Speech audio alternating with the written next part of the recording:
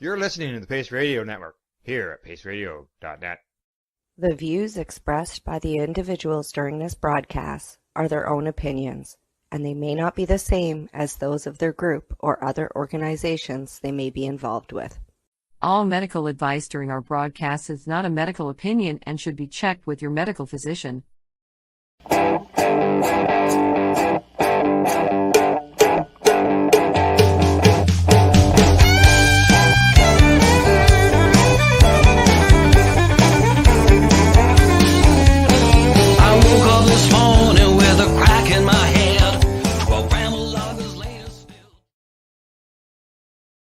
Good evening, everyone, and welcome to the Pace Radio Show. We're live here at paceradio.net.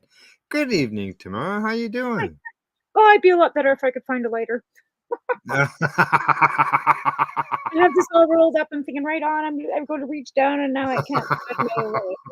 Well, it looks like you got yourself. Looks like you got your back up against the wall there, and you'll have to work hard for that lighter. Yeah, no, I have a husband home, so it's snoring behind me. He's snoring behind me, so I figured we just block him out because nobody wants to probably see him. Oh no, that's behind the wall. Behind the wall. And let's just hope that it doesn't get loud enough that we can hear him.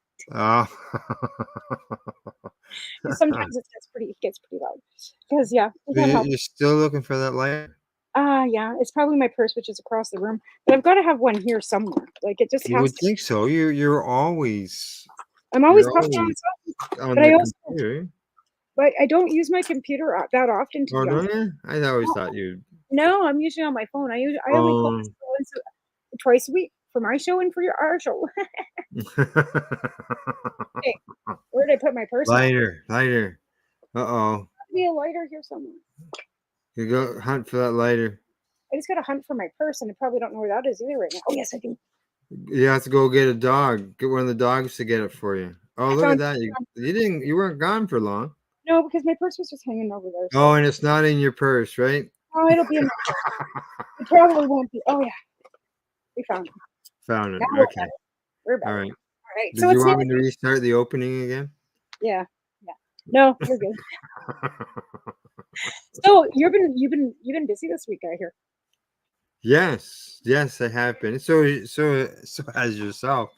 But yeah, I have been. It's that time of year, right? It's harvest time, and things got to be done. And unfortunately, harvest time can be very time consuming and takes you away from basically everything else that you're doing.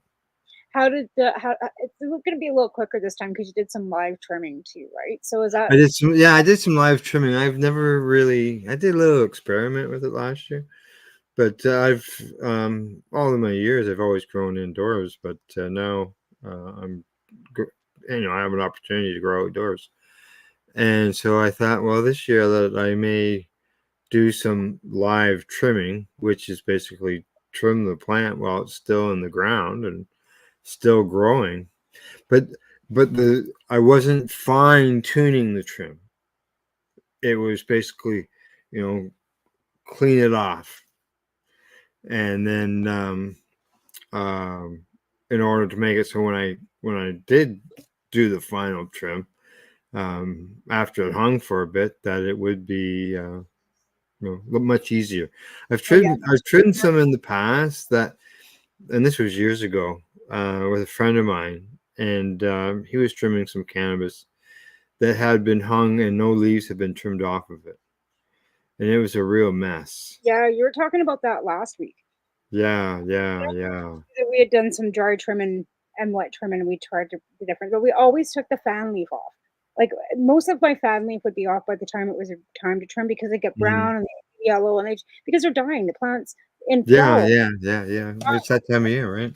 It's ready to be harvested. When like we've said a million times, the plant will tell you when it's ready, right? Yeah. Looking at looking at the trichomes, seeing whether clear, cloudy, or auburn colored, right? That's your first testing, as well as the leaves all turning yellow and falling down. And we were getting frost. Oh. Yeah. I got some pictures. I went out one morning and got some pictures of the frost. Oh, those are pretty. That was right on my buds. so they're extra frosty. That's what I called them. And the deer still haven't. But I wouldn't touch them. But the deer haven't touched them yet, have they? No. I'm starting to think that the deer don't like the smell. Because any other vegetation, like my tomato plants, they would rip them right down to like nothing. I moved them closer to the door because I was going to bring them in because they had a Yeah. few left, and I was going to try and like revive them back. Them fuckers took the last 2 leaves right off of them. Didn't touch the stem, like the stem's Oh, still there, yeah. but they ate every bloody leaf off those tomato plants. They never bothered. There was a trail. I don't know what was creating the trail, Yeah, you were telling me but that there last. was a trail nearby. And then actually, a couple of days ago, I was out there, and there was a deer in the next field. And when it saw me, it started to run. Good. And I could have taken out my phone and got this nice video, but I just admired it as Yeah. it was running through Yeah. and it clipped the corner of the property. Didn't bother the plants or anything. Well, that's I good. was more worried about me. Be afraid of you because like we were sitting in our backyard on our anniversary having a hot dog roast, and we had 3 of them just walk right in, gnawed some grass right beside us like they were goats, and didn't even be bothered with us sitting there. We had a fire going, the dog, was out, Really, eh? and we were sitting around the fire pit, and they just walked right in the yard. Alvin actually literally had to get up and like say, "Hey, like move along," because they didn't care that we were there at all. Oh. I've caught them on like I bring bread home from As you work. said, you've called them the town deer before. Oh, they are toned, yeah. But I brought home some bread, like I get the bread, if it's outdated, right? And I made the mistake of leaving a box of it outside in my carport. Well, guess what I caught Oh, last night? Them fuckers ate all that bread. They chewed it right. They chewed right through the bag, and it was deer. I thought it was a raccoon or a cat. It's the deer. They chewed right through the bag and ate the whole loaf of bread. but left the bag. Left the bag. Yep, the bag's there. Little hole Oh, in the that's bag. good. Like they didn't eat the whole bag. Yeah, left the bag. Thank God they didn't eat the plastic. But Well, I'm glad they didn't eat the bag. I guess now you got to keep your doors locked, keep the deer out. well, I've got to I've got to put.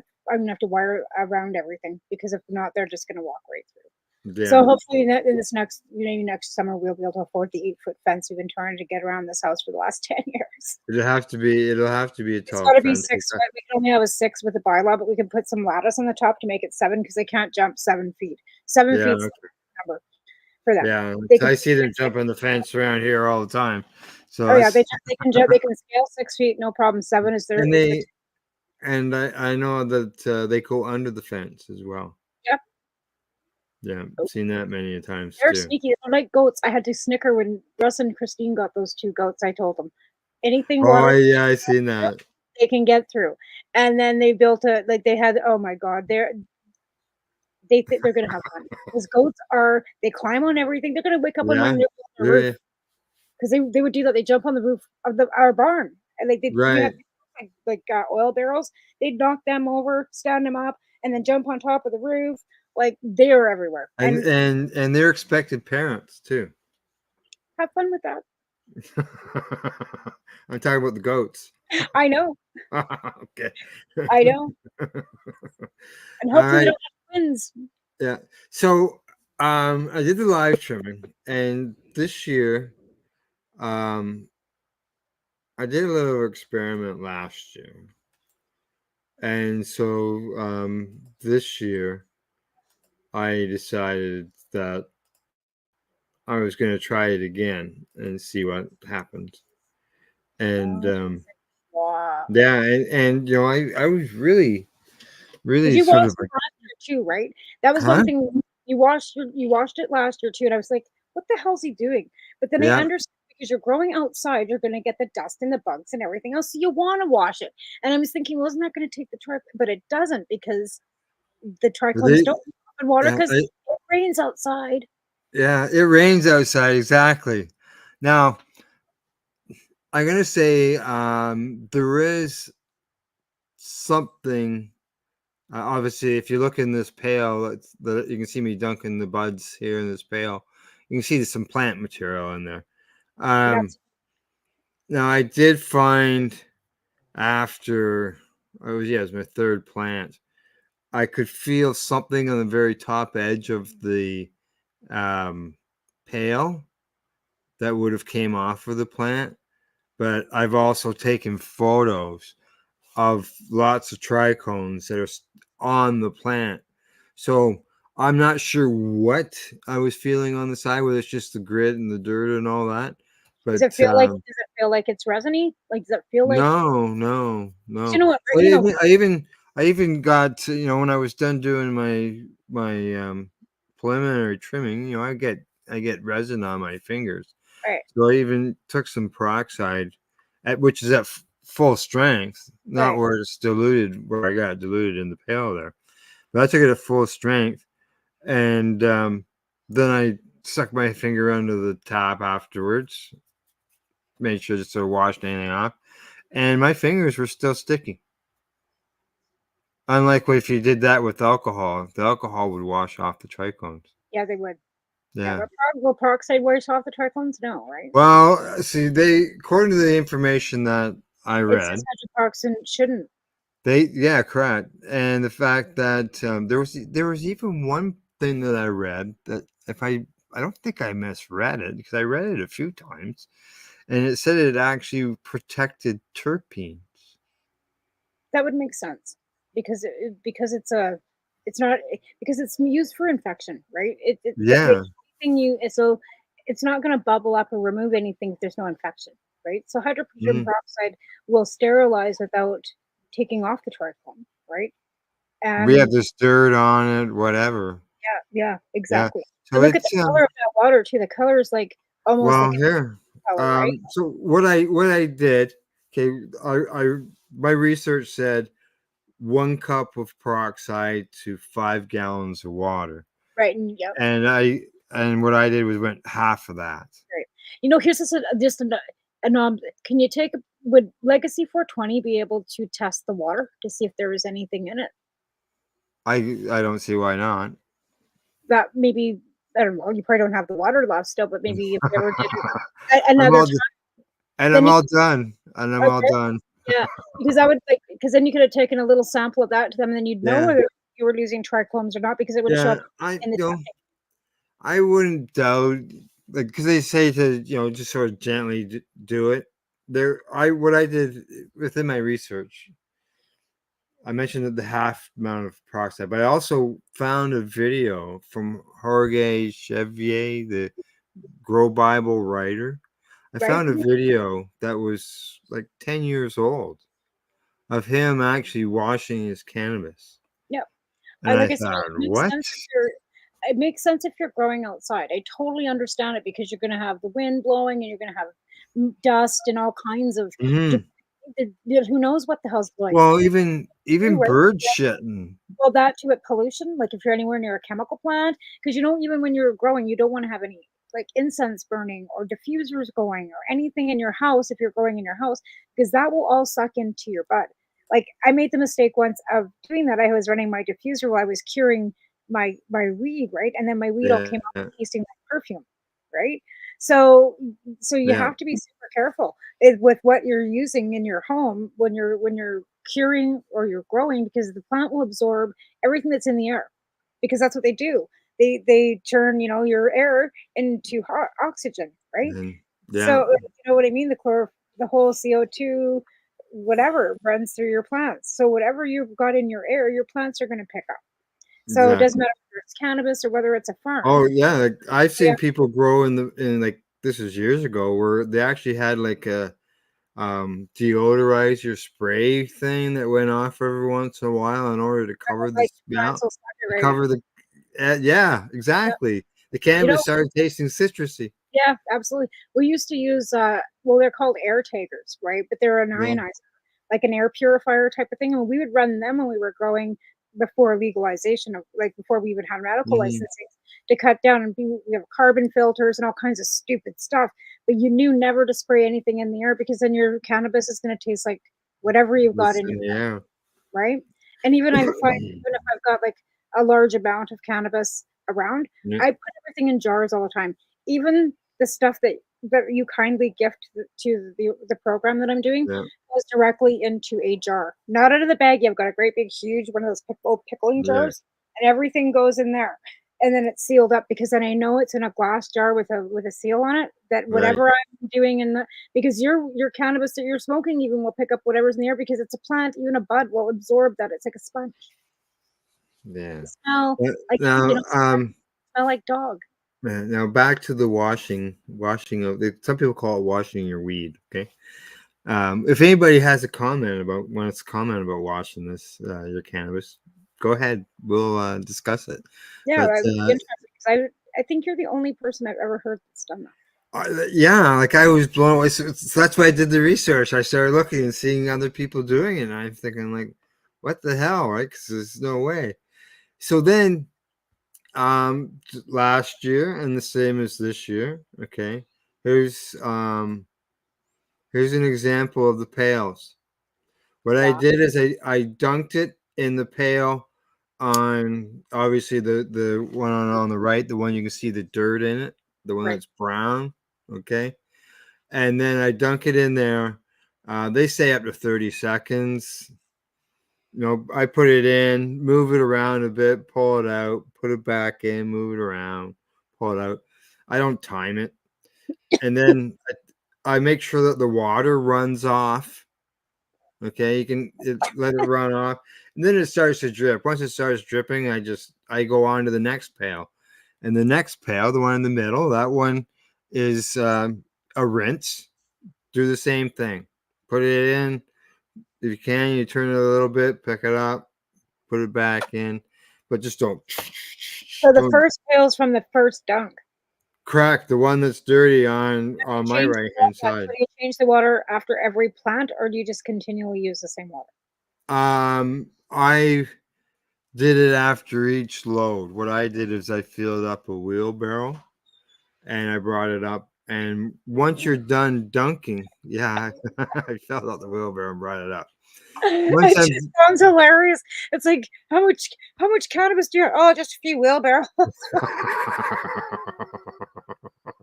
Anyway, sorry. Because I did this up near a building so I could hang it when it's done.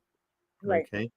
So you rinse it in the second pail, do the same thing, and then allow the water to run off, because if you don't allow the water to run off, the water level in your pail goes down.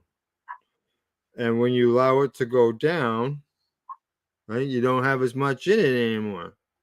Well, you don't want your plants to be left with too much moisture in them because then they'll mold. Correct. Exactly. Right. I'll show you this afterwards. So I do that 2 rinses. Now you can see there's a silver pot there at the foreground. Yep. That's got water in it. Oh, nice. Is that at the very end? No, that's just spare water. Oh, just to show what the actual water looks like. And those pails were all full, and as you can see, it's the one on the right there, the dirty one, that the level's down, right? So I use it to top up the water level. Right. And then again, as soon as I've dunked it, I take it and I hang it up right away and allow the water to run off it. No different than if it's pouring rain outside, right? The water just runs off of it and hits the ground. Right? I'm just gonna see if I got. Oh, okay. I thought I had another. Like I said, that I think. But again, you're not in a controlled environment, right? Like you're not. Right. Yeah. Like it's got. It's out of the I'm out of the weather. There's a breeze. Oh yeah. And how many storms there too? And I don't know how far you are from Toronto, really, but the pollution probably floats, and all that chemical pollution from all those, plants and stuff around in the air. Like I said, if you're farther away from that kind of stuff, then you wouldn't probably have to worry about it so much. But there's a lot of manufacturing done in southern Ontario, like car Oh yeah, there is. Well, a lot of manufacturing. The car plants are probably. Right. I'll show you. I think I got this right. Hang on. Here we go. Can you see that? The wheelbarrow? Oh yes, That's a that's wheelbarrow. a full load. That's awesome. Al. I'm so like that's the beauty of you being where you are, and that you can actually experience growing that 12-foot plant. Well, they weren't 12 feet, but No, but next year, right? Or the year yeah, after. You know what I mean? Like yeah. it Well, depends on let's just say the live trim during the live trimming process. Okay, the plants were tall, like they were taller than me, like higher than I could reach. Okay, yeah. but they weren't 12 feet. No. But I had to take that and bend it down so I could reach it to trim it. And like when I got done, I had trimmings all down inside my hoodie and my shirt. Yeah, so they were probably 10 feet then, because you're what? Almost 6 foot tall? No, no, I'm like 5.5 feet tall, and then you extend your You're arm. only I five and a probably half feet tall? yeah, 5'6", the last I knew. Oh, okay. Well, I'm Yeah. 5'9", so you're I still still I'm 5 still half a foot taller than you, right? yeah, right? You're still a foot taller than me. And like I said, so you still would have had, like, a good arm's length. That's another probably Yeah, I'm gonna say 8 feet. probably 7 feet, I guess. They look pretty dang They're probably close to 8 feet. yeah, they look pretty dang nice. Some, not all of them. I'm just looking for. Oh, here. But you grew how many Here's different strains? Because here's you grew a CBD here's strain too, didn't you? here's one from. Bring this up here. There we go. You can see Nice. the plant, That's and then beautiful. that's the last That's the bud on best. top, That's right? the center, the cola. Yeah, yeah. That, by the way, is a strain called Cherry Dragon, Oh, nice. and Nice. yeah, I this is the first time I've grown it. I got the seeds during the winter, and then I had to grow them, sex them, find out what's female, what's the male, Yeah. um, and then How many grow it seeds from did you there. pop? And how many per seeds did you get, Male? Like what was your I'm ratio? just trying to think how many I popped. I think I popped 5, and there was only one male. Ooh, that's pretty good ratio. Yeah, yeah, yeah, That's yeah. really good, I was actually. I was happy with it, and then I ended up And what do you do? Do you put them to 12 and 12 and then put them back? How do you no, set? no, no. I clone off the seedling. Once it's big enough, I'll clone off of it. I'll throw it into the yeah, I'll throw it into um bloom shortly after I throw it into the pot. Interesting. I get it to You root. just throw the clone I into get bloom, or you throw the put the I'll take the cutting, and then I'll throw the cutting into a pot and throw it right into bloom. oh, okay. I get see that's a okay, I get it. Because then Because I spend a then lot of you can just time. keep I spend growing, a, then you can just keep growing the plant, and then you'll know right, what right. See, yeah. we that I Well, never the clone's only it's only a little clone, right? And yeah, then yeah, it's only within 2 weeks you can tell right, they'll get what its sack. sex is. Well, yeah, because we made the mistake of, like, waiting too long, and we flipped them, and, like, they were still, like like, this big Yeah, already, right? And yeah. then we flipped them, and then we ended up with 15 out of 30. Oh, And if I woulda known that before, what in the hell is going yeah. on out there? So I ended up with the extra females, and then I just chose which one looked like it was going to be a good one to go with. Right? And well, I got another picture here for you. Hang on a sec, I'm just gonna bop over here You're 'cause gonna I think go? Okay, you go do that. there's something going on. They're into something, are they? That's not good. Okay, well, I'll tell you what. While Tamara's gone, I'm gonna run this little promo. It's about 2 minutes, and we'll be right back. You watch the Pace Radio Show, and oh, you're back. Oh, yeah. Oh, It was just oh, it had geez. just Okay. fallen off yeah, sorry. It had just fallen off the chair, and there was a chicken pie plate Oh that yeah. was nibbling on, so I just yeah, it's fine. That Right. wasn't Okay. Here's Here it is. Here, Oh, that's the one with the the sunset. picture here. Here it is here, That's beautiful. and that is same one, Yeah. cherry dragon. Didn't you say you got some pictures with the northern lights with your plants? Yeah, I did. Did I not show those to you? Maybe I No, you're didn't. not showing me those. Oh, That's why okay. I'm saying, can you get some pictures? Well, hang on then. While I'm at it then, since I'm showing pictures, here's this one here. Yeah, look at that. That is Oh, covered in it's frost. dust. The frost, yeah. Thanks. Now, what did it do? Nothing, right? It just kind of, It just melts. yeah, I won't touch it because I look at frozen trichomes will break, yeah, yeah. right? True. So That is yeah, I don't touch it whatsoever because I don't want them to obviously I don't want them to break. Oh, no. here we go. That's Okay. really pretty. Just with that extra, like, it almost looks like it just should be there. Okay, here it is here um with the northern lights. Oh, how pretty is that? That is Yeah. so pretty, yeah. And they were, like I said, they were dancing here the same night. Like it was just Yeah, yeah, they were. Um I'll just shift that back. So it was.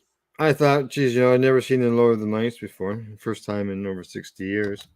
I saw them. I know it was ironic because we were talking about the show before.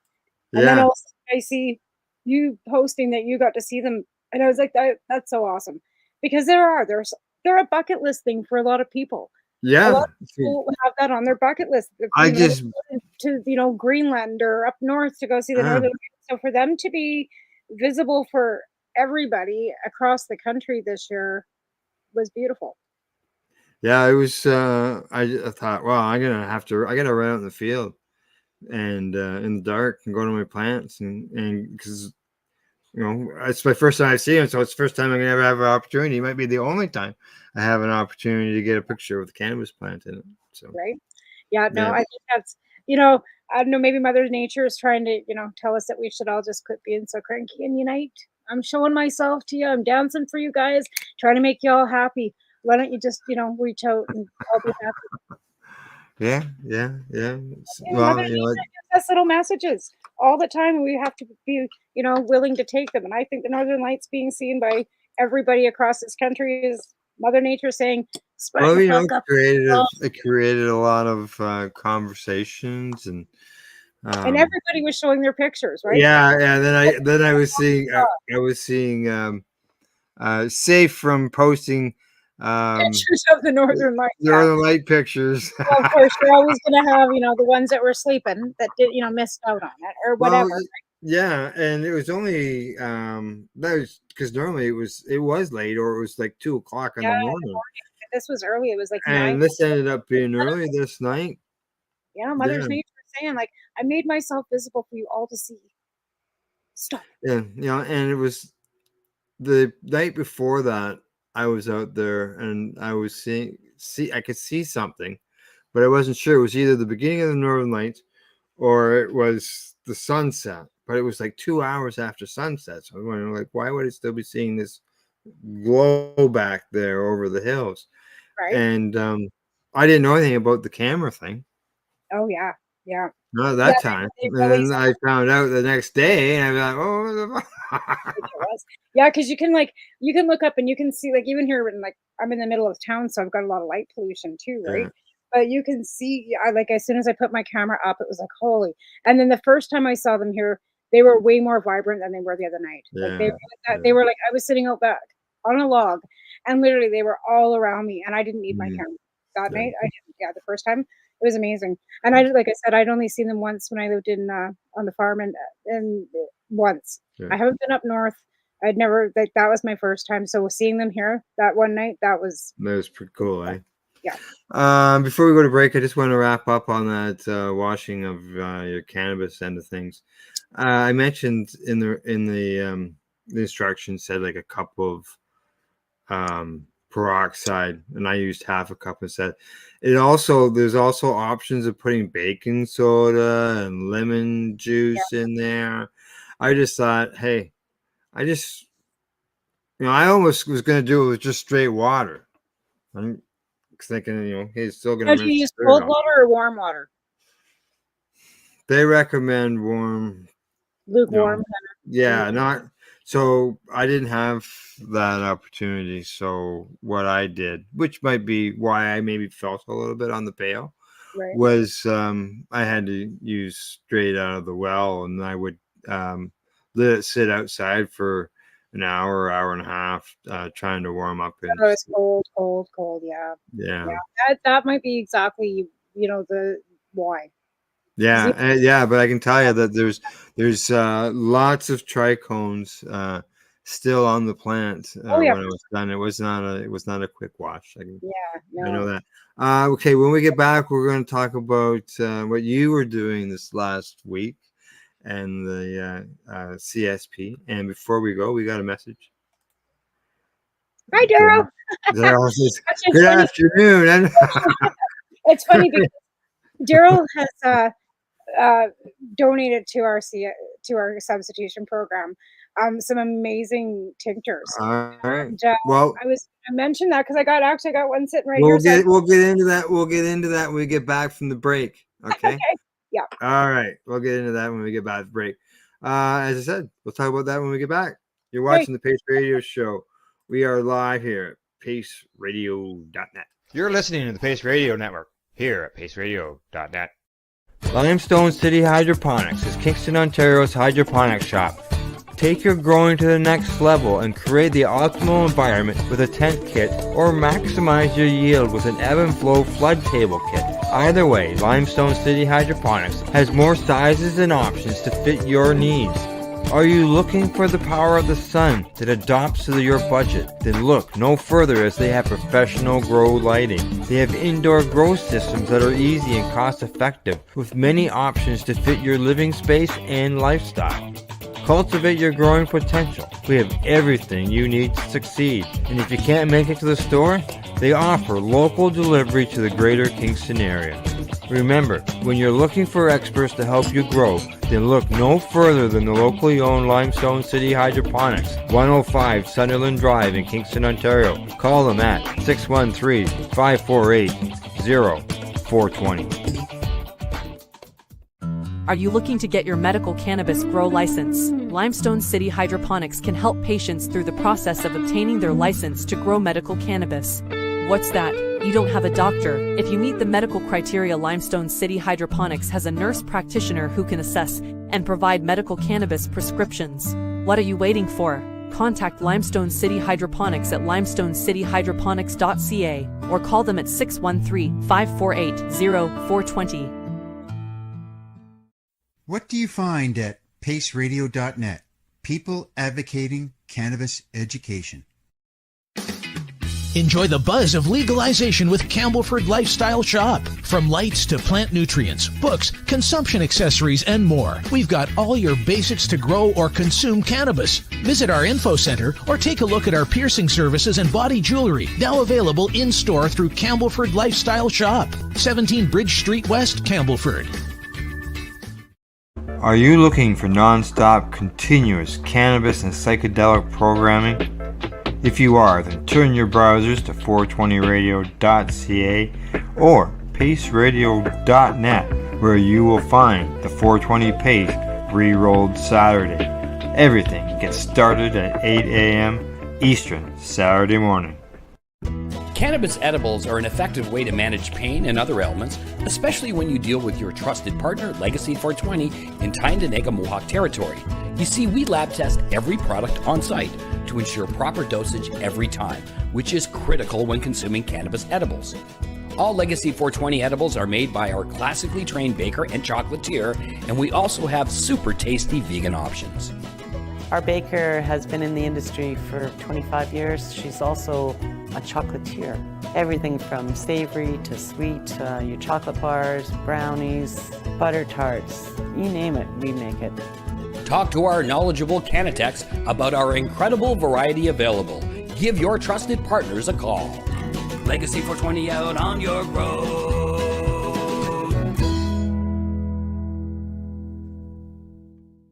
You're listening to the Pace Radio Network here at paceradio.net. Hey, welcome back. We got our commercial in, and we got to spread the word about our sponsors. Which are terrific sponsors. We have That's the right. best sponsors in the world. And I'm Yeah. so grateful that we do have them. And that's why we keep going and keep doing what we do, because we've got great people out there that keep supporting us, right? That's right. It allows us to make our voices louder and to reach more people. So. And the education is the key. We've been saying meducation is the key. Meducation, yes. Actually, speaking on that, I want to it was Murray Tripp's birthday yesterday. Yes, I've seen that.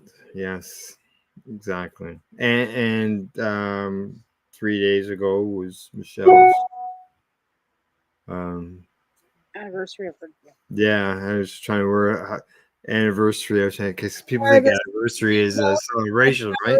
It's not really an anniversary. I don't even know what to call it anymore. Yeah, correct. We had the celebration of life. We've taken, at the 10-year, took roses. Some people went to the bench because there's a bench that if they ever want to, Michelle's ashes are there. Her mother's ashes are there. Some of Puppy's ashes are there. I would imagine some of Bert's ashes are now probably there too. Yeah, like collecting up ashes too, right? So underneath that bench, a lot of our friends lay. Yeah, and Michelle's always over my shoulder. Right. And I think they put some of Kara's ashes there too. Yeah. Because we lost Kara too, right? We've lost so many people. So many people. It's unbelievable. When you start thinking about it and you line them all up in a row, how many? No wonder our community's gotten smaller because everybody's dying. Well, we're patients. Yeah. We're sick. And, yeah, some leads to that. Hell doesn't get any easier though, does it, Al? No, exactly. All right. As we said before we went to break, you've been busy this week, just so you know. Just so you know, I'm pulling up your Facebook page. All right, and I'm gonna start lower down and scroll up and go through things. Okay. All right. So to start up here, picture. That was us this last weekend, yeah. Because the first weekend I didn't take any pictures at all, and I made it clear that when to my volunteers, which is Lindsay and Josh. Lindsay's actually an EA at one of our local schools, and Josh is a truck driver, and he's also been a mod on my road page for many years, and also has a son that's battling addiction. Lindsay lost her brother last year to an overdose. So these are people and so all three of you all have a connection. All have a connection, correct? Right. Yeah. And it's funny. I've known Josh for about 6 years. We connected because I needed somebody to pick up my dog's ashes from Steeples. So him and his wife volunteered to bring Tika to me, and that's how I met Josh. And Lindsay, it's kind of ironic. Her daughter and Taven started kindergarten together, and they're now in grade 10. So I've known Lindsay since kindergarten, but she was an EA, and different ages, we just never really connected. And then with me working at the store and her coming in, we kind of gotten to know each other over the last year that I worked at the store, right? So when I mentioned this is what I wanted to do and what I planned on doing, she was on board. She can't make it with us every weekend, but she's donated money, she's brought clothing, and then she's also donated her time now too. Her son's on of the NHL, so she's a hockey mom with a boy that's almost she's a hockey mom. She's never home. She's always on the road, going to a game. She's in some arena someplace. Too, and her husband also is like mine, works away, right? So see people, all of us. I work 6 days a week. Josh is on the road all week long. He won't be able to come out with us this week, but I've got other people that want to step up and volunteer and come with us. But I've also made it pretty clear through I can't bring out an entourage of people. I'm not going to show up with 10 people or 20 people. It's too overwhelming. If you got enough people to volunteer, you could actually make it so like if you know how many volunteers you need, you could schedule people. Okay. Absolutely. I don't need you every week, but every other weekend or every third week. Right. Absolutely. And that's what I've said. Yeah. Yeah, we can revolve through. Like, I mean, pretty much I'm a staple. I'll be there always. Right. Josh, like I said, he can't come this coming up weekend either because he's got a load. He's driving truck and things aren't going to line up. Let's just put it that way, which is fine. Yeah. But I've also got Nicole in there too, which is Nicole's an outreach worker for our local Anchors, which is our drug testing facility and harm reduction site in town. So Right. remember I posted a few weeks ago or a couple weeks ago that I should have made that call weeks ago. That call that day gave me everything I needed to go and do this because she was like, yeah, I'm on board. I'll come help you. I'll introduce you to the community. There will be no barriers. You want to set up in front of our shop out here. You can come inside. We'll set you up a little corner at Anchors where you can distribute. We're a zero barrier area. Like, and I'm like, are you kidding me? This was like, oh my God. Right. So we got up behind because they're not camped near the soccer field. It's up behind the soccer field. He's like, oh my God, they're near the kids' soccer. They aren't. They're nowhere, like they're not close to the soccer field. Anyways, when we got up there and realized that how far it is for them to have to walk, because it's all the way in the back of the industrial area. There's no transit really that goes out that way, right? And how much that would just be a barrier for them to have to walk into town to Anchors to get to me on a Saturday. And when we got there this last weekend at 2:00, half of them were still sleeping as it was, right? So Josh had to go round them up. It's like, hey, we're here to give you your weekly meds. And they're like, oh yeah. So everybody kind of got moving, right? So, like because we stood there for 20 minutes and, a couple of them came over, but the rest of them were still sleeping. So we just rainy and kind of cold. And we thought, wow. So Josh just went and just did a drive by and went, hey, we're here, you guys, you're coming to get your stuff. And they're like, oh, all of a sudden everybody was down there. Now, what I want to mention is Daryl's watching today too. Again, Daryl runs zerohigh.ca and he donated a whole bunch of tinctures to us and sent me in some specific formulas for some of the people that are struggling out there with certain afflictions, right? Oh, nice. So I mixed one of these 50/50s in with the jam that I made peanut butter and jam sandwiches last. So I just pretty much just because it's a vegetable glycerin that he uses for his medium, right? So vegetable glycerin into jam, perfect. So I made 36 peanut butter sandwiches last weekend. Oh, I get all the bread from work for nothing, right? Because if it's outdated, it all gets sent home with me.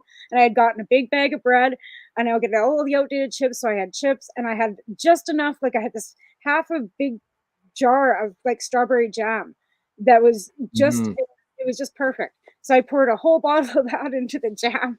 I don't know what the dosing is. It's 1,000 milligrams. You might be. 50, right? There's no high to any of it. That's why his company's called Zero High, because everything that he makes is either CBC, CBD, 50/50, straight THC, and everything's infused into a vegetable tincture. So I haven't had Daryl on my show before, but I've had Carmel on my show who had said that everything had been better for her since she started using Daryl's tincture. And then Daryl decided to help us out with the program. Yes. Is that his stuff there? That's it. Yep, absolutely. Okay. So Daryl was very kind and dropped off a lot of bottles. I think there was 30 bottles of tincture in there. Maybe, yeah. Oh, wow. Anyway, everybody got a bottle of tincture last weekend. I still have some left. And I actually, Lindsay's dad suffers from a few afflictions, so I gave her dad some as well to try. He says it's not really helping with his pain, but it's helping him feel relaxed. And I also let my son try it because he's a bit anxious all the time, right? And there's my jam right there, yeah. And Taven says that it's, he says he feels more relaxed. So if that's helping everybody just relax, that's got to be something that's going to make it so that it helps with, them not maybe wanting to use either, right?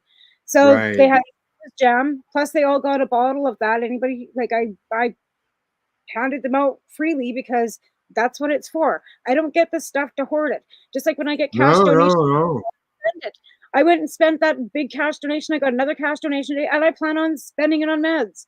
And I don't have any. I'm not tell you. I'll show you. I have no bones. I'm not hoarding it. It's all going out. I can get it in. In fact, I bought some.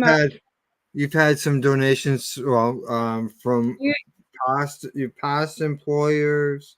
My present employers, Yeah, You got a donation cup at work. yeah, and our cannabis community too. And I've got a cup at work that people are putting cash in. I got a $5 donation today. In fact, I also got another bag of cat food today, and I have another actually past cannabis. Well, she's not Barbara Kern, was involved with End Prohibition in BC years ago with Dana. Oh yes. She lives in town here, and her and I haven't spoken so much in the last few years, but all of a sudden she's coming to the store and she's dropped off some cat food, and then she's coming over after we're done the show and dropped me off some canna butter that she's made and some more dog food. So Wow. like, See, then some people have dropped off some clothing for you as well. Garrett, Socks yep, and Garrett stuff. used to work with Alvin when they were flagging. So Garrett saw on my post that I was looking for some stuff. So him and his wife, Ashley, brought over some toques and some mitts and some coats and and some toilet paper, because that's another thing that people need out there, right? Yeah. Like I said, it's just, and I'm not giving them a lot at a time because diversion, right? Like, and again, it's none of my business once they get it, but I want them to use it. I don't want them to sell it. Right. And if they do, they do. There is nothing I can do about it. But again, I'm not handing them a half an ounce of weed. And No. Well, you've got a picture there with some cannabis and papers. Yeah. And that's exactly what I did last weekend. And once I get the Canadian lumber papers arrive, I will give them a full book of papers, right, with their cannabis. But right now, I only have the few packs that that Rosie sent me from Surrey with her first sponsorship package to put in the packages, right? So I'm just cutting, like what I'm doing is I'm giving them 2 papers and a gram of weed, and because that's only because I was a little bit shy, like I only had your gift this weekend for cannabis, right? And we didn't even actually get rid of it all. I actually brought some back because we didn't have as many people out there this weekend because a few of them have moved on. And we're going to find that some weekends we're not going to have as many people, and some weekends we're going to have your numbers aren't they'll be it's going to fluctuate. So this last weekend, and then people are mobile, right? Yeah, and the 2 tents from up top that we went and saw. The one fellow was still sleeping, but he was the one that has some mental health issues. That specific tincture was made for him. So Josh walked that up to him, and then the other fellow did come down. But they were kind of sweeping and kind of watching. But the one fellow that came down wasn't there last weekend, right? So he hadn't met us yet. And then the other fellow was told he could come down, but he didn't want to. So that's fine too. Like, we're not there to force anything either. If you don't want it, great.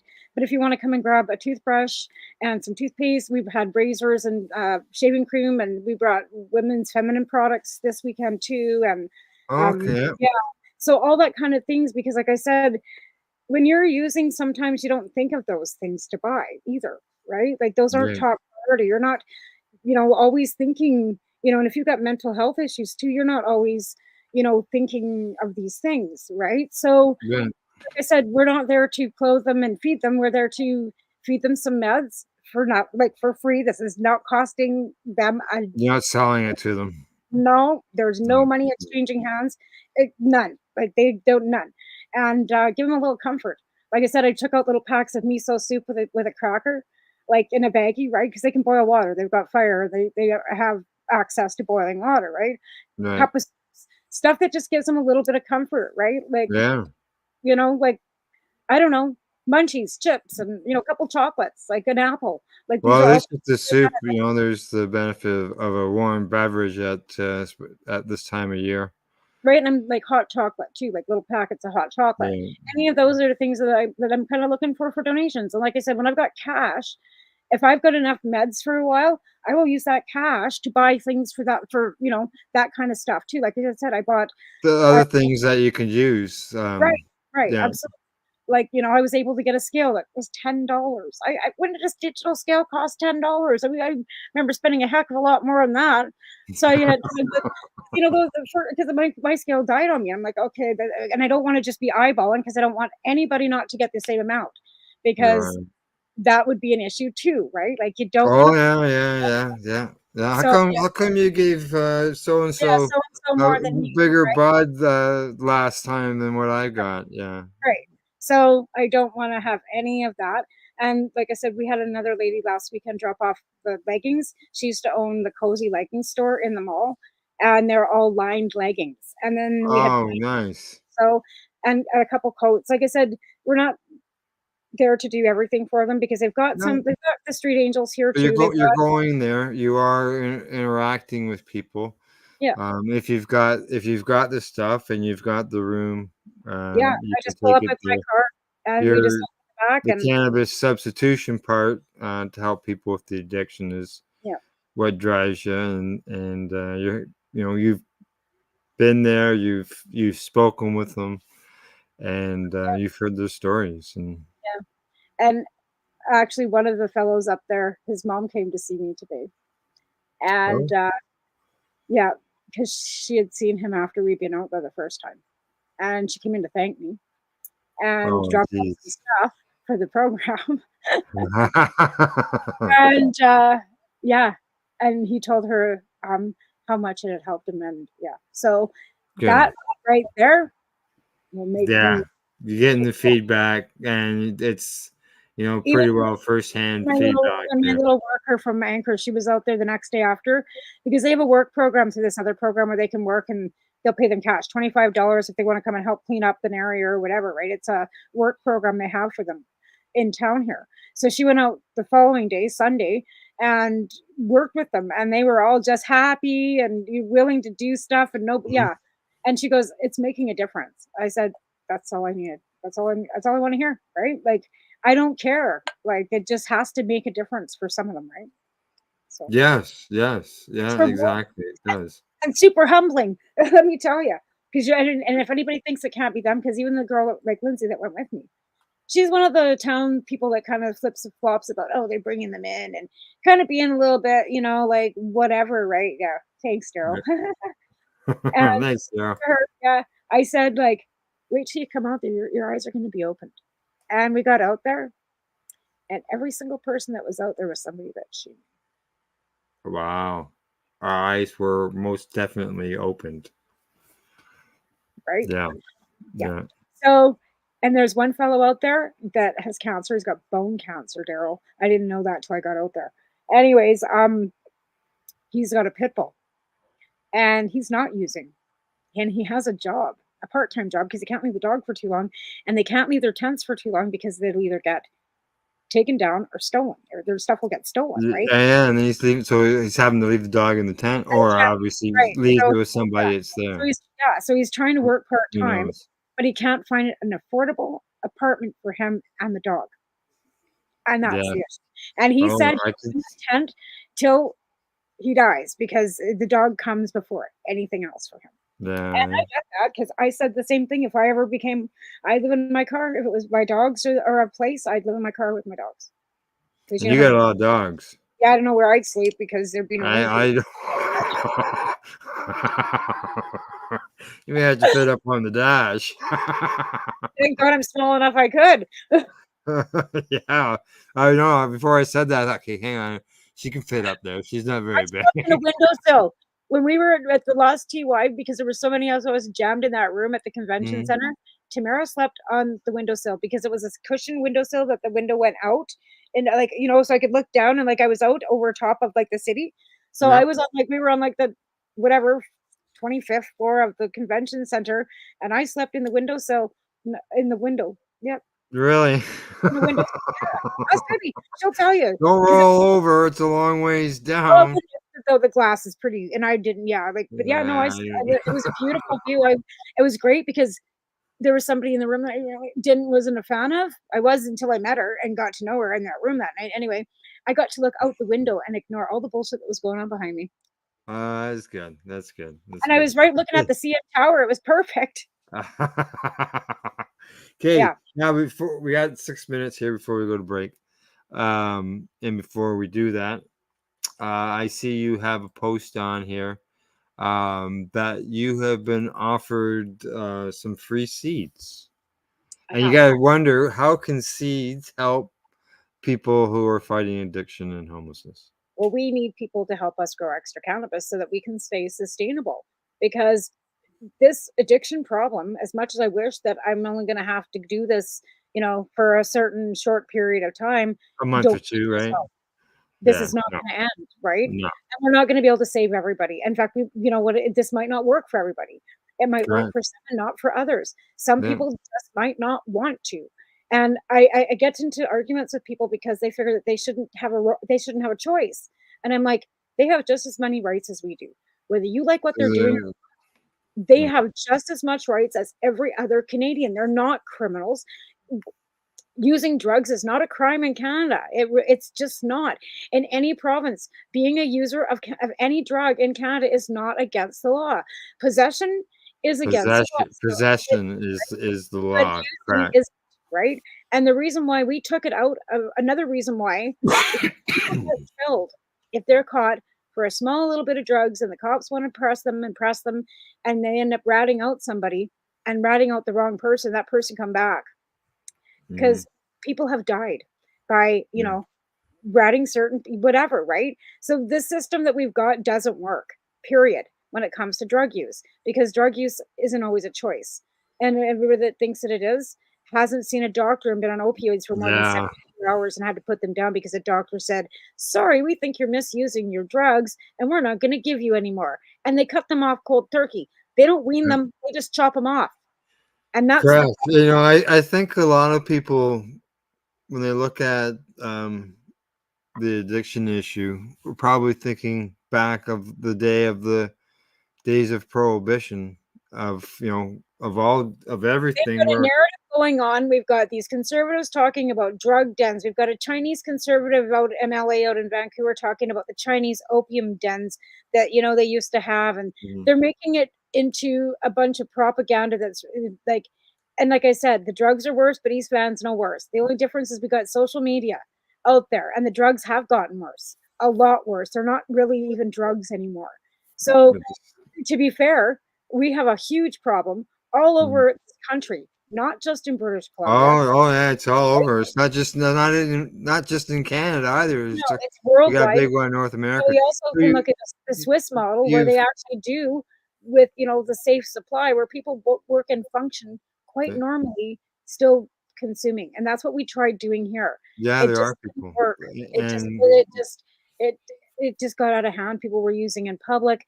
It's just gotten out of hand out here, and we saw it. So yeah. so back to the seed thing again. So you've got these seeds. Did you want to mention where they come from? I don't know. I'm just I actually have a friend that owns Crazy Diamond Seeds in Calgary, and he has offered to give free seeds to anyone that is willing to grow for our cannabis substitution program. So he's out of Alberta, and if anybody's interested in doing that, you can contact me or Kelly Christie directly if you want to. I'm sure he wouldn't mind that.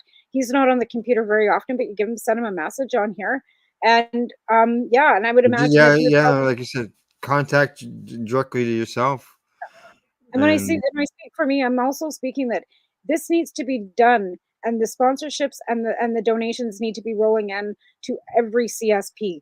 There's CSP Surrey, Langley, Ottawa, Halifax, and myself. And there's other ones out there. If there's one in your local town, if not, start one because it's just the best thing you'll ever do.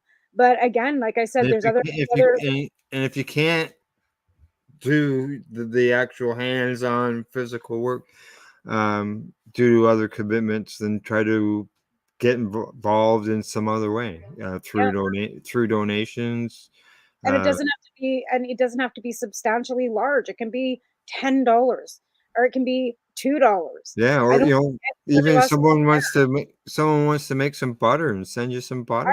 I have a lovely lady knitting us toques in Ontario and sending them out to me. I saw that. Yeah, yeah, I saw a post about the wool Dakota, being on sale yeah, someplace. Yeah, yeah, yeah, yeah, absolutely. So yeah. you can help out across the country. You can help me. You can help Rosie in Surrey. You can help Chris Backer in Halifax. You can help Dan in Langley. There are we're out there. So like I said, you can reach out if in whatever province you're in and help that. See, Canadian or that's cannabis substitution. You can help me, but I'm sure that they would not say no to Right. anybody Yes. any help. Oh yes. But Donations. I want to put a huge thank out thank you to the people that have been helping me, including you, Al, as well, and Daryl, and everybody else that's supporting, because it's bringing our community together, and it's bringing my community together here, and I think that it's just terrific. And spread the love. Like, well, yeah, like, I was scrolling through your Facebook page there, the group's Facebook page, and you are putting up photos and pictures of the donations and things that are coming through. Totally And this isn't about me at all. With myself, you asked me if it was okay to use my name. I'm assuming you're doing that with the others. Absolutely, because there are people who want to be anonymous. I'm sure. Absolutely. If you want to donate anonymously, that's totally fine too. Like I said, there's full transparency here with me. Like I said, this is about me. This is about these folks on the street. And again, too, you don't have to be on the street. If you're home, you're addicted, and on my business cards that I'm passing out my phone numbers, if you text and say, "Hey, I'm struggling with alcohol. Could you help me out?" Absolutely. I've got one. I've made up 2 packages separately away from the park and given them away, because I know it don't matter. If you're struggling with addiction and I can help you, I don't care. I'll meet you in the park.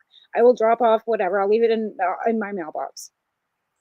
All righty, time for us to take a break. When we get back, I'm sure we're going to continue some of this conversation of the CSPs, and I've got some interesting stories here that if we need to, we could get to, but if not, you posted maybe you'll catch them tomorrow on the news. What's that? Yeah, but you posted a great story on my Facebook page about somebody that correct. Here, but so maybe we could talk about her. Okay, I'll pull up the story during break time while we're running the commercial here. And that's a story that you wrote. So let's focus on that. I was involved in this for sure. All right. You're watching the Pace Radio Show. We are live here at paceradio.net. You're listening to the Pace Radio Network here at paceradio.net. Legacy 420 have an awesome array of cannabis-infused beverages, from pop to Nature's Nectar's teas, all in amazing flavors. What a selection. We even have a delicious mango-infused juice, and let me tell you, it's delicious. Everything is infused in-house, so we buy our syrup from the same place where everybody else buys their syrup for their pop, and the infusion is done in the lab. It's all canned here, labeled here, produced 100% on Tyndonega. We have 2 lines of drinks. One is called our Nature's Nectar. That was our original line that we came out with. And then we also have a line under the Red E brand. We have them in 10 milligrams, 30 milligram, and 60 milligram cans. What a great selection for a get-together with friends or after a long day. Remember, if you want to wet your whistle with on-site lab-tested products, come see your trusted partner. Legacy 420 out on your road.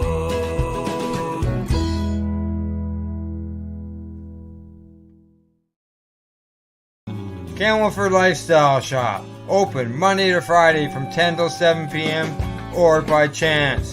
Check out our flags, our t-shirts, plus our hats, and look of that supply of rolling papers, plus much more. We've got bongs and your favorite herbal vaporizers. Look at all the incense we have, as well as for those who collect knives, check out these knives in our collection. And while you're here, stop in to see Shay at the piercing room, where you can get poked by Shay. Daily deals, check them out. Campbellford Lifestyle Shop, 17 Bridge Street West, Campbellford, Ontario. Limestone City Hydroponics is Kingston, Ontario's hydroponics shop. Take your growing to the next level and create the optimal environment with a tent kit, or maximize your yield with an ebb and flow flood table kit. Either way, Limestone City Hydroponics has more sizes and options to fit your needs. Are you looking for the power of the sun that adapts to your budget? Then look no further, as they have professional grow lighting. They have indoor grow systems that are easy and cost effective, with many options to fit your living space and lifestyle. Cultivate your growing potential. We have everything you need to succeed. And if you can't make it to the store, They offer local delivery to the greater Kingston area. Remember, when you're looking for experts to help you grow, then look no further than the locally owned Limestone City Hydroponics, 105 Sunderland Drive in Kingston, Ontario. Call them at 613-548-0420. Are you looking for non-stop, continuous cannabis and psychedelic programming? If you are, then turn your browsers to 420radio.ca or paceradio.net, where you will find the 420 Pace re-rolled Saturday. Everything gets started at 8 a.m. Eastern Saturday morning. You're listening to the Pace Radio Network here at paceradio.net. And you're watching the Pace Radio Show. I'm watching this. I just saw that it's come across that there's allegedly 3,000 North Korean soldiers in Russia. And I just kind of came across the screen. I'm like, what the fuck? So Yeah, anyway, I saw that in the news. So yeah. So I had, as you before the break, we're talking about CSPs, and that's cannabis substitution programs. Now, as far as I'm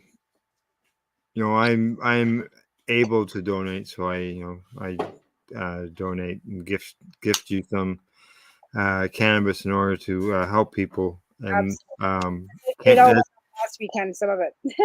as cannabis was what I turned to deal with my condition, my Crohn's condition, when I first got sick. And because of cannabis, it made my pain. Yeah, sure, it didn't kill all the pain, but it helped make it tolerable. And it had its other benefits as well.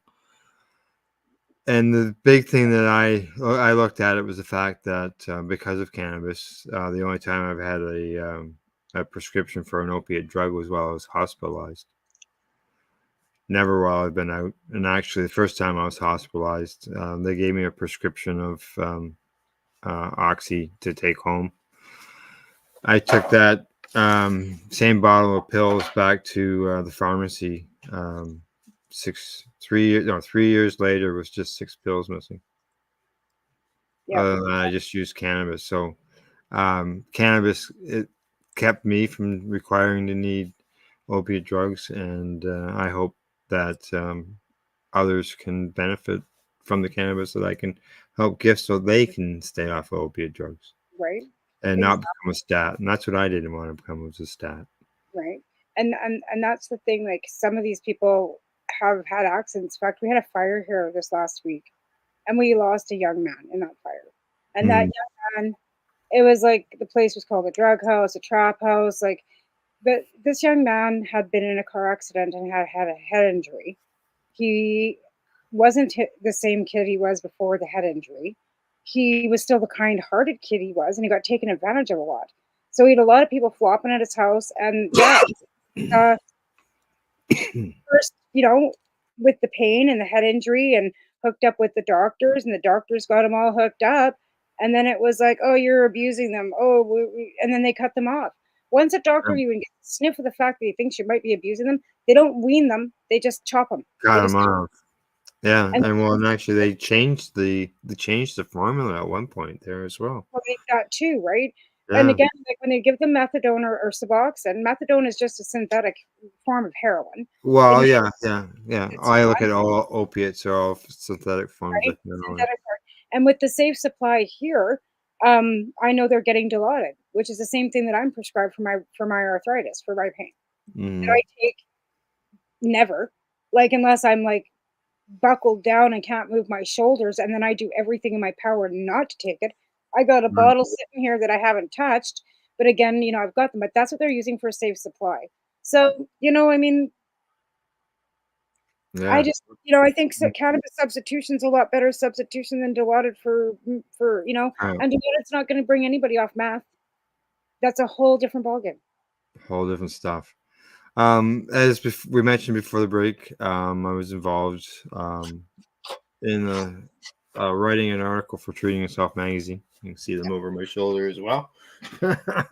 Absolutely. got herself off heroin with cannabis. Correct. This is the article. It was in issue 11 of Treating Yourself magazine. According to the information at the very top of the picture, this was 2008. This is when this was put out. Yeah, so it was a while ago. You don't see my name on there, but you see my former writing name when I first started writing. Yeah. And I had only been writing for about a year or so when I wrote this, by the looks of that date. Yeah. So I had my Wendell Grant name, and as you can tell, Wendell is spelled A-L instead of E-L. Spelled A-L for the L, and then G-R-A is the beginning of my last name. And this was a nickname that was given to me by my co-workers at work before I got sick, because I was a Wendell Clark, Toronto Maple Leafs hockey fan, and I went out and played hockey with the guys at work, even though I wasn't very good at it.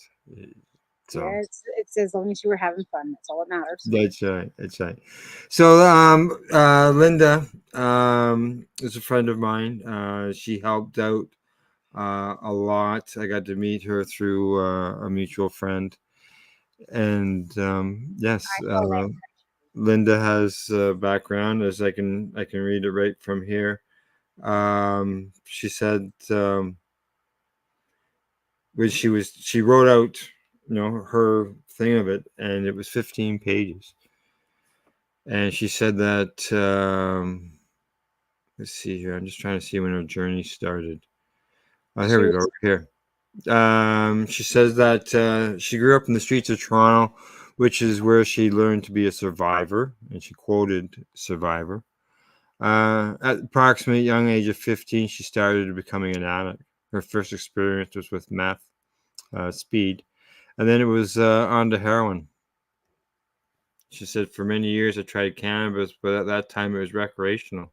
She said, I found cannabis couldn't get me to where I wanted to be. I wanted to be comatose, wanted to be non-feeling, wanted to forget and not deal with whatever came my way. But cannabis wouldn't do that. Then she was introduced to morphine, hydromorphine, dillies, then methadone. And she says, by the time she went through all of this, I had also gone through so many programs trying to become a normal person. Linda's an amazing person. Yeah. She was part of our Canadian Therapeutic Cannabis Partners Board. It was me. She's at one point. So yeah, I know who she is, and she's an amazing lady.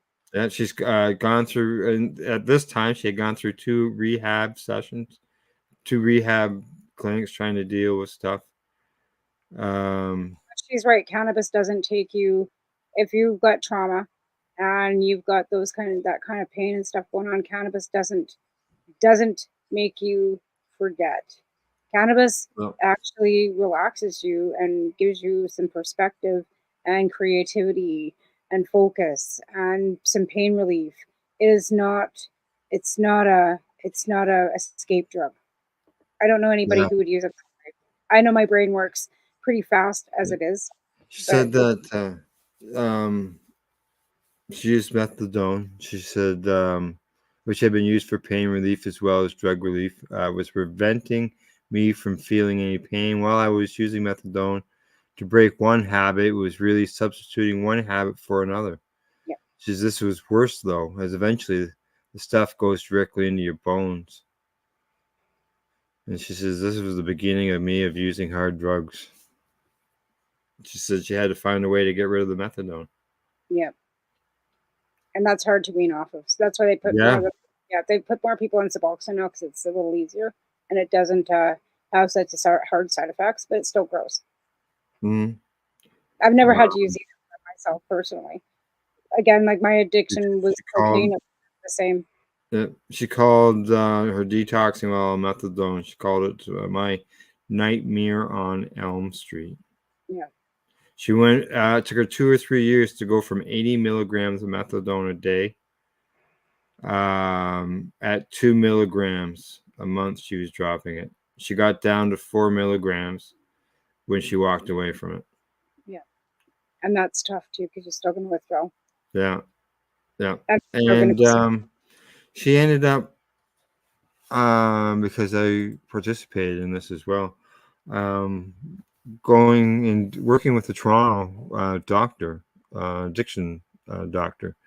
And I remember going to the hospital. There was a group of us. We went there and we sat around the table, sharing our stories with the doctors. Whether it was, as I described, using cannabis to not to avoid using opioids, and with Linda and talking about her using cannabis in order to get out of her addictions. The article itself is 4 pages long on Linda's, and I can tell you, I still communicate with Linda, and we're still friends on Facebook, still liking each other's comments and saying things here and there. I haven't seen her in quite some time. Our paths haven't crossed, but from seeing her post and our communication that we do have, I can tell you that Linda's doing really well. She's been working steady. She's been working steady for years.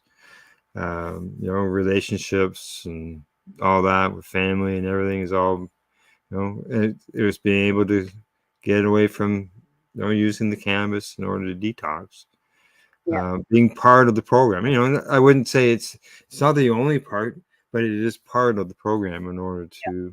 The thing of it is about any drugs, if you have to want to. Mm-hmm. There has to be will, right? And as long as there's will, there's a way. And it doesn't matter. As long as there's will. And you're going to get sick. And you're going to be shitty. And you're going to have a headache. And you're going to be there's all kinds of things that go along with withdrawal.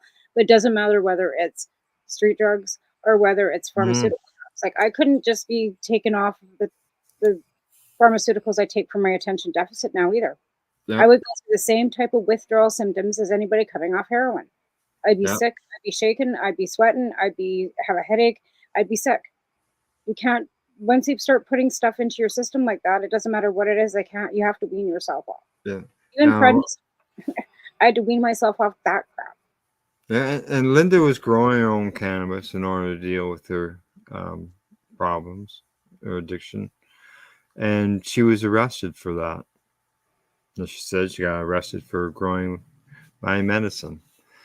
And while in court, she met a mutual friend of Linda's and mine, and that's Diane. And Diane mentioned to her, well, if you ever need any help, give me a call. And I can tell you, Diane did that more than once while in court to patients, and they would get a hold of her. And Diane was the one who I turned to when I got sick.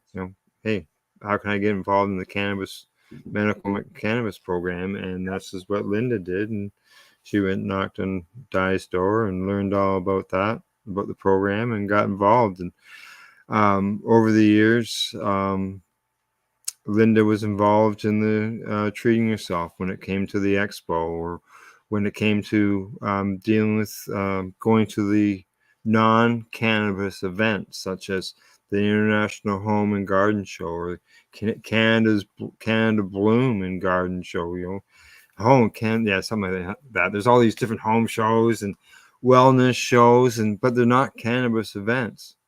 And that allowed us to reach piles of people. We were giving away thousands and thousands of brochures, paste brochures.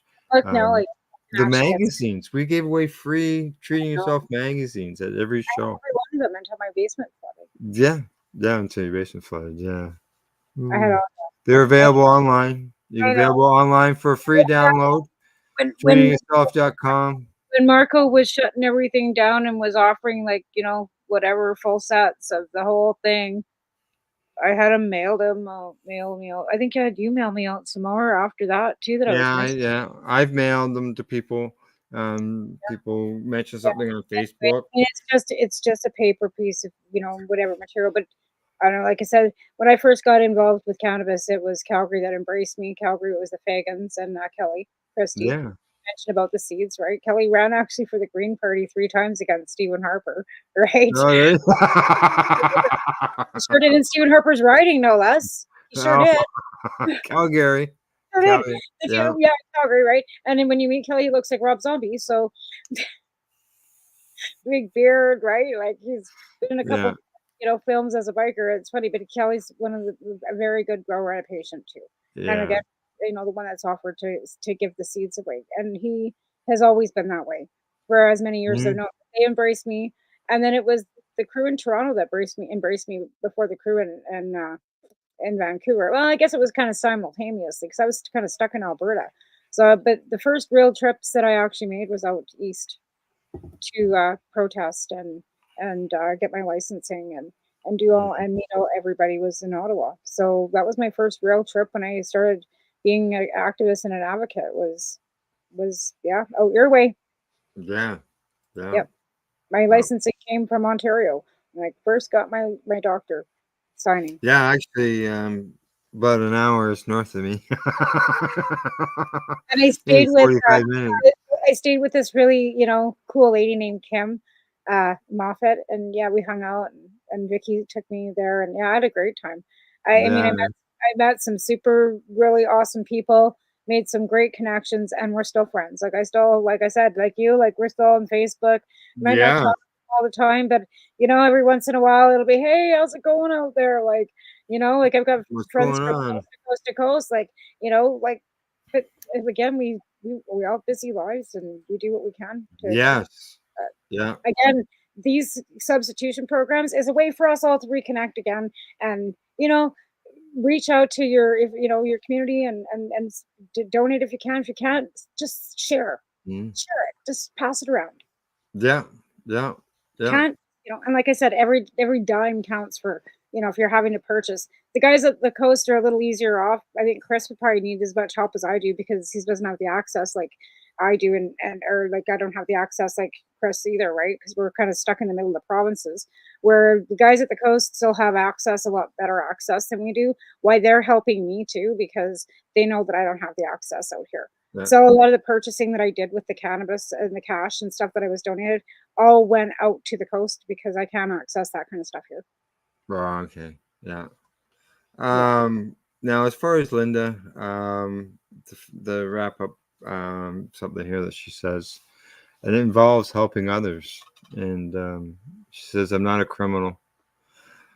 I'm a 51-year-old at this time, disabled, sick Canadian who wants to right to choose what medicine I can put in my body and when I do it. I have the right to be able to help others through education or by showing them how to do their paperwork. I want to talk to them when they're lonely, as I know what lonely is. I want to be able to reach out and be with people that are sick as or sicker than me.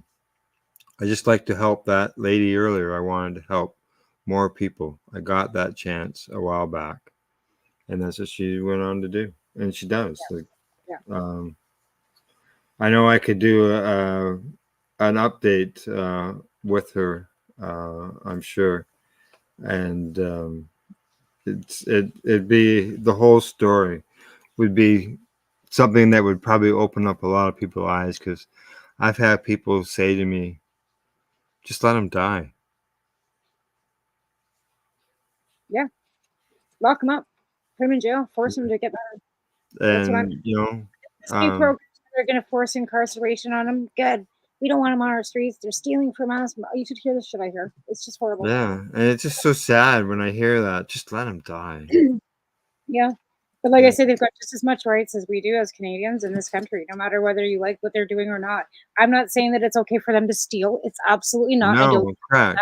damn well. I don't condone the break-ins. I don't condone. But again, if we don't help them come out of that situation, they're going to keep stealing and they're going to keep continuing doing the bad behavior that they've got. And if nobody bothers to give a fuck, like it seems Yeah. to be, then they're going to just continue the bad behavior. And So, yeah, and like I and said, places here I will not go. Like there's one behind, I will not go there. There's dangerous people there. They're selling, and I won't go there. I'm not going to put my life in danger to do yeah. this. I know that I saw some stuff in the news just to slightly touch on the politics end of this. But I did see some stuff in the news about some money that's being offered to the provinces to help with the encampments. And I hope it's to help with housing of the people in the It is. encampment. That's exactly what Yeah. that's exactly what it Yeah. is to Yeah. help with housing. But you've And got they're going directly to the municipalities. that's because some provinces won't jump on board. And then what's her nuts next door here wants to like basically I know tell who you're talking about. yeah, like Danielle Smith wants to tell the municipalities every grant that they get from the federal government has to go through the province first, and she has to approve it from a municipality. She's putting in new legislation in, so she gets full control. She can dismiss a mayor if she chooses to. This is the kind of shit she's pulling in Alberta, and I'm not. Yeah. But so there are something that's hopefully that makes it to the ground, because that's where it's got to go. Talk is talk. Let's get it to the ground. Well, and that's the thing. Like, we've got a lady here in town that has enough money to set up an ATCO, trailer situation, but then you need security and you need people to work it, and you have to have a piece of property to put it on. And the city's not willing to offer up the property that they're sitting on right now. I think there's one in Peterborough. But they do have a balance. They put together. Actually, they've made like small container homes. Yeah, that's exactly what we're talking about. Like, these are like oil field camps, right? Old like oil field camps that all have a bathroom and in them, right? And then they have a central kitchen where they have their communal kitchen kind of deal. Like, they don't get out, like that kind of type of thing. Yeah. And like the city does have a bathroom out there for them that they can use, which is better, because if not, they didn't. Sanitation out there would be just disgusting. So at least there's a bathroom been put out there for them. So we'll give them that much. But yeah, that's right. All righty. Well, just so you know, on the drug end of things, our mutual friend, Allison Murden, there's a headline here that I know that she'd be jumping up and down on, and that is that in Ireland, a legislative committee in Ireland calls for cannabis legalization and decriminalization of all drugs. That'd be like, the Portugal's got decriminalization of. Look at the Swiss model too, right? And in Ecuador, right? And Ecuador, is it Ecuador? I'm not sure. No, what was the first country to decriminalize or legalize cannabis? Uruguay. Uruguay, yeah. So the medical professional that we've got working here, that's right, he's from Uruguay, and he's our new medical scientist for mental health and addiction, and he's at the BC University, and he's like really well educated, and he's now taking over the whole. And he believes in enforced incarceration, believe it or not. Oh, yeah, we don't need that. Now, this Ireland proposal on the cannabis end would allow cannabis clubs where members can purchase small amounts of cannabis grown on a non-profit basis. We don't have that. No. That's something that I believe that Ross was working on, or through a proposal that he had sent to the government on when they were taking in submissions. Oh yeah, it was a co-op, some type of co-op. Yeah, co-op, but they would never go. They already had the license. Correct. It's already set up. There was no way they were going to allow that. They wanted to make money right from the get-go. That's why those licensed production sites were put up for us to purchase from right from the get-go. Right? They didn't want us growing our own. They wanted to provide for us. That's how those systems got started, because MMTR, remember, Harper send your plants to us with your kitty litter. Fucking fool. Yeah, the kitty litter.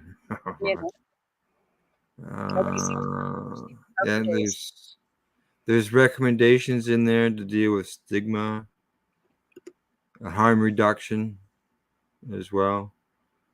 Yeah. Decriminalization. There's a problem with harm reduction. They don't think that people should be accessing that, and I'm like, you don't understand, obviously. Yeah.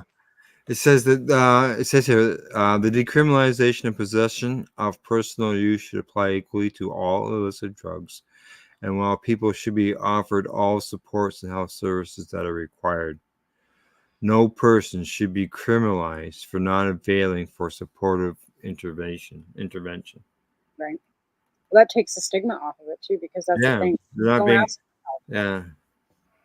Especially when they're called nothing but criminals and treated like crap. Who's going to reach out for help? Well, they use drugs. They're criminal. Well, and the thing of it is, it's when you're in recovery, it's like, yay, what a great job you're doing. Good for you. Congratulations. But where the fuck were you when the person was struggling so hard and needed help and was trauma? Like, you know what I mean? Like, it's all great and fine when you're done doing them, but when you're doing them, nobody's willing to help you. They just say, get away from me. I don't want to see you. Like, it's just not Yeah. ideal, right? That's why like my door is open. Like, not for anybody. Like for years it was fuck that. I'm not bringing that here. Now it's like, anytime. They say that specific trauma and harm reduction training should be provided. And Gabber Matey, he talks about the trauma. Gabber, yeah. A right, lot of people. Yeah. Yeah, and the trauma is the root cause. Well, there's a couple differences too with addiction, because some people have an addictive personality, right? There's that.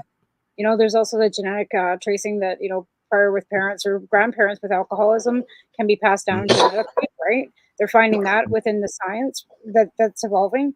Never mind the fact that they're also finding that a lot of people, like, again, addicted by the fact that opioids take 72 hours to make you physically addicted to them.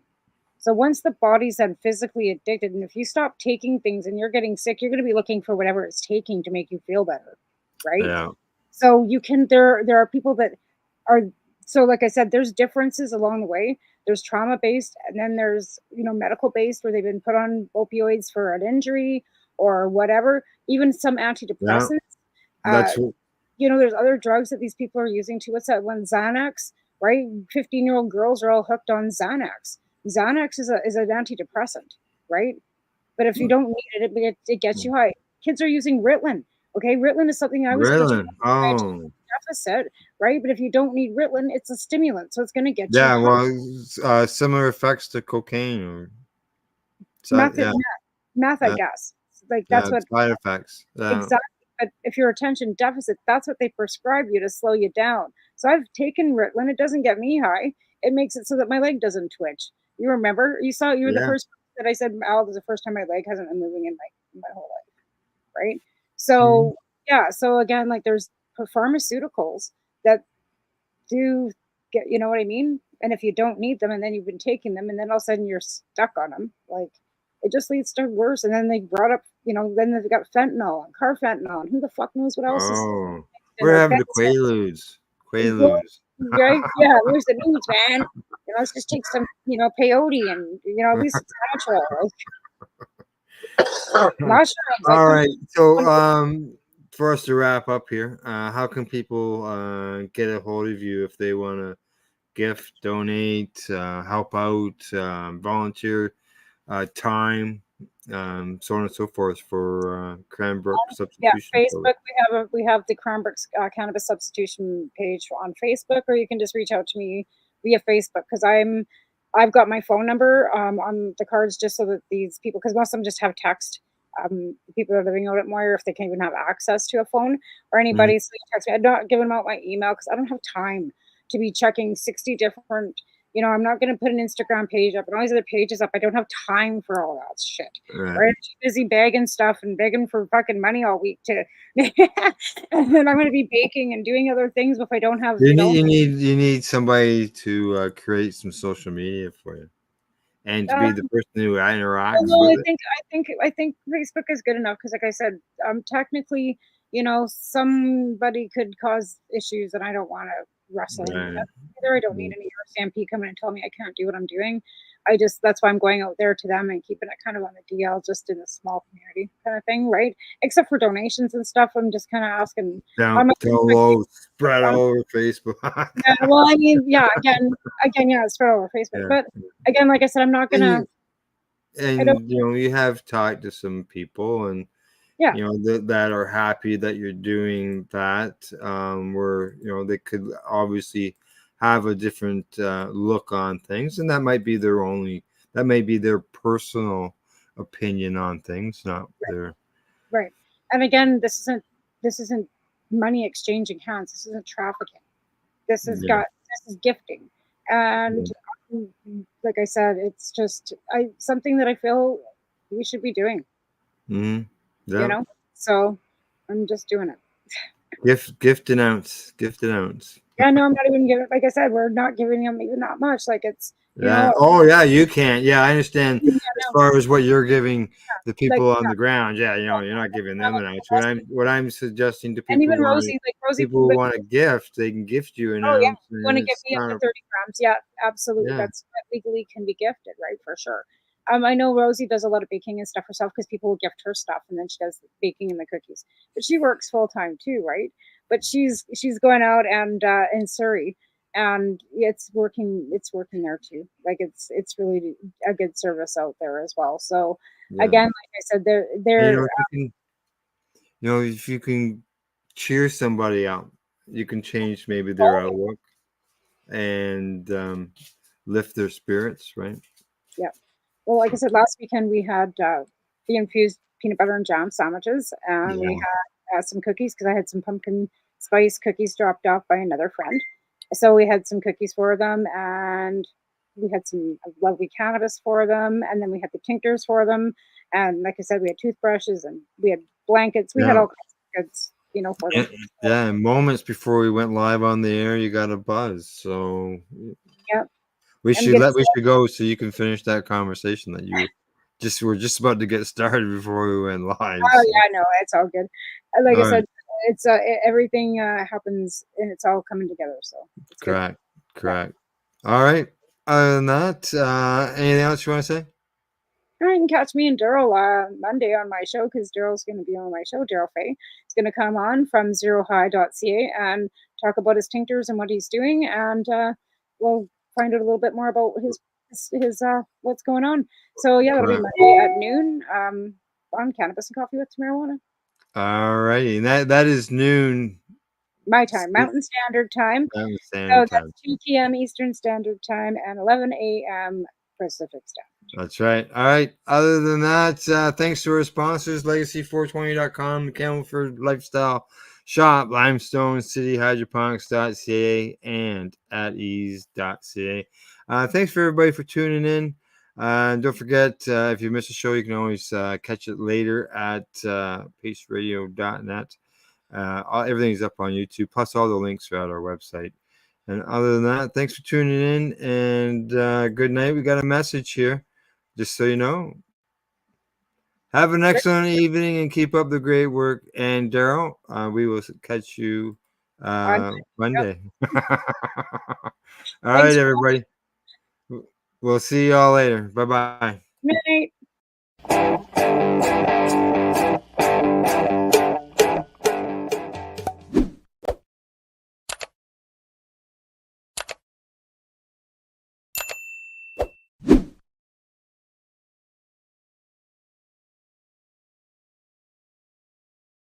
Let's share PACE everywhere. That way it can help create peace. People everywhere advocating cannabis education. You're listening to the Pace Radio Network here at paceradio.net.